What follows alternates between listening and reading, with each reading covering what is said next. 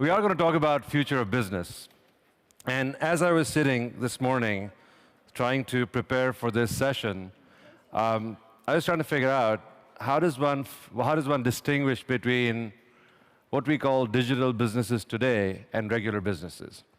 And as I sat and thought about what's going to happen to business, I realized these distinctions between digital and non-digital businesses are slowly vanishing. Whatever is true for digital businesses is true for non-digital businesses. So you step back and think, the best way to think about the future is to look at what happened slightly before that point in time. And let's go back 1,300 years. 1,300 years ago, the Mayans wrote 2012 on a tablet, and the world was supposed to end in 2012. Right? They pretended that things are going to end. If you take a more sinister meaning to it, the world as we've known it is likely to end because we're no longer the minority, i.e. the digital world is no longer in the minority. We are in the mainstream. This is no longer a digital conference. This is a conference where you're seeing traditional businesses and everybody needs to be here because the future is going to be dictated by what has happened so far in the last 5 to 8 years as it relates to the information revolution. So let's talk about where do we go from here. Right. Many of you work in the digital space, so we'll try and use our next 15 minutes to talk about what's going to happen in our space. I think it's a foregone conclusion that we're all going to be living in the cloud. Right. All of us have many services, many things that we've done. If you think about it, as consumers, we've been living in the cloud for the last 5 to 7 years. My pictures are in the cloud, my email is in the cloud, all my music is slowly going to the cloud, everything I watch, every service that I desire is going to be in the cloud. And that has happened in the last 5 to 7 years because of the ubiquity of connectivity. It has happened in the last 5 to 7 years because of the availability of devices. But I think we've created a bit of a mess for ourselves.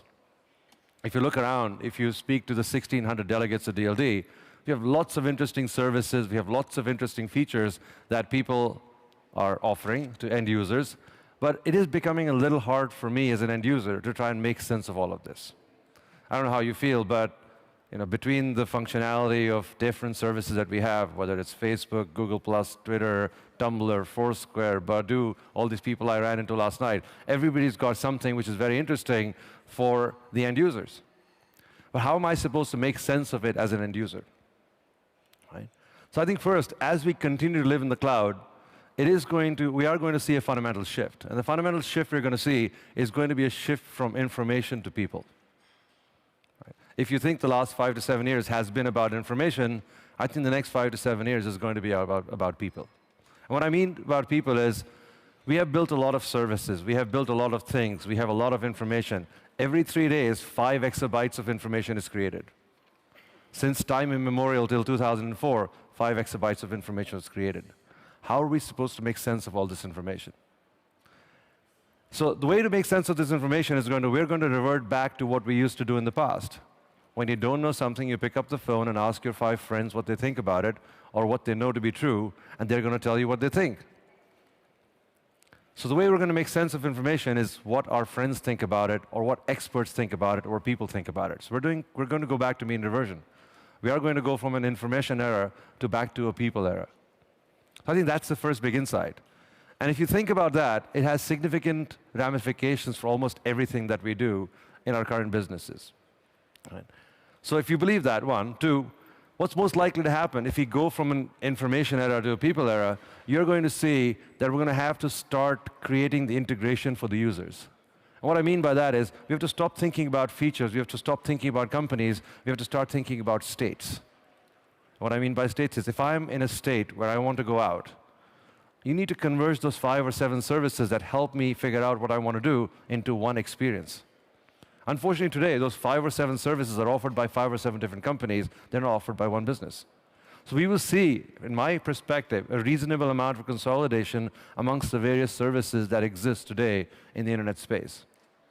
And that convergence will not happen because large companies will converge them. I expect many people who will meet at DLD and such conferences are going to sit down together and say, wait, you know what?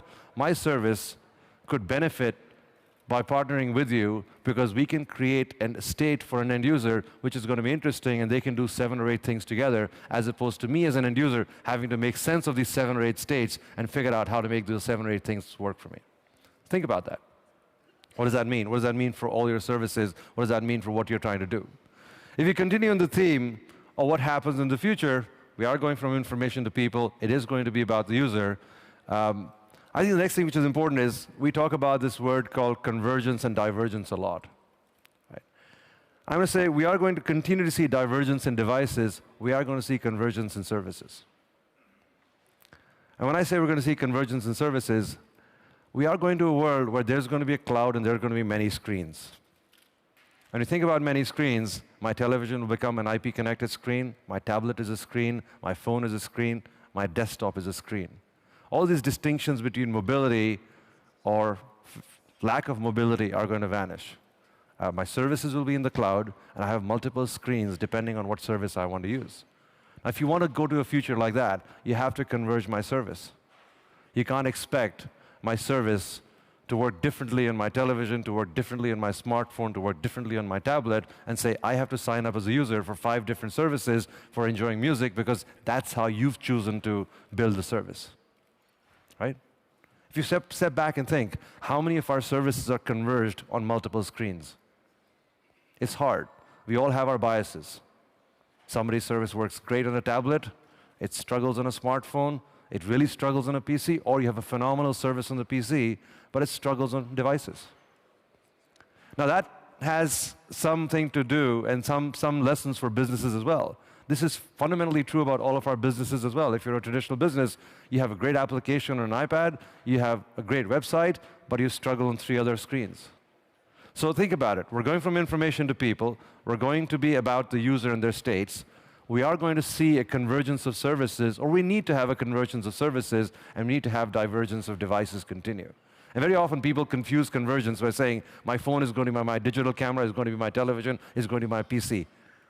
It's like carrying a Swiss Army knife. How many of you have one? Right? Swiss Army knife, well, you do. Be careful, don't get on a plane after that. But they'll take it away. So the point I'm trying to make is that it's very hard to design the perfect converged experience between devices and services which can do everything. We are going to have specialist devices, but we will see a convergence in the services that we have.